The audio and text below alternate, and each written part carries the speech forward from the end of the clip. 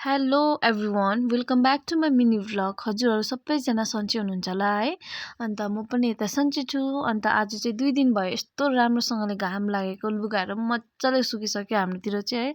अन्त बाहिर चाहिँ हामी सबैजना भन्दा पनि हामी 3 जना मात्रै छ, मेरो 2 जना भाइ अन्त हामी चाहिँ बाहिर यस्तो राम्रो घाम लागेको देखेर वाटरमेलन खानु थाल्यौँ।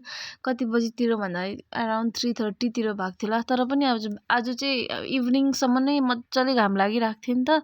अन्त अहिले मात्रै घाम अस्ताइसकेर मात्रै म एडिटिङ गर्दैछु, भोइस ओभर गर्दैछु यहाँबाट। अन्त मैले चाहिँ यहाँनिर क्लाउडहरू देखाउँदैछु, अन्त पुरा भ्यूहरू देखाइरहेको छु मैले होइन। यस्तो राम्रो लागेको। अन्त मैले चाहिँ आफ्नो अनुहारसँग पनि देखाउनु पर्यो भनेर भनेको, कस्तो घामै आयो होइन। तर अब अनुहार पनि कस्तो हरेस लाग्दो देखिरहेको छ। हेर्नु सक्नुहुन्छ मेरो अनुहार। तर भए पनि मैले देखाएँ किनभने कस्तो राम्रो देखिरहेको छ नि त ब्याकग्राउन्ड।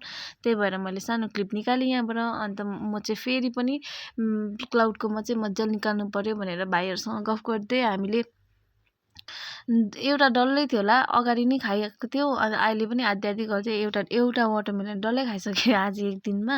अन्त हामी गफ गर्दै वाटरमेलन खान थाल्यो होइन। अन्त के गफ गर्दै खाँदै थियौँ। अन्त यति नै हो मेरो mini vlog. Thank you so much for watching my video. Bye bye guys.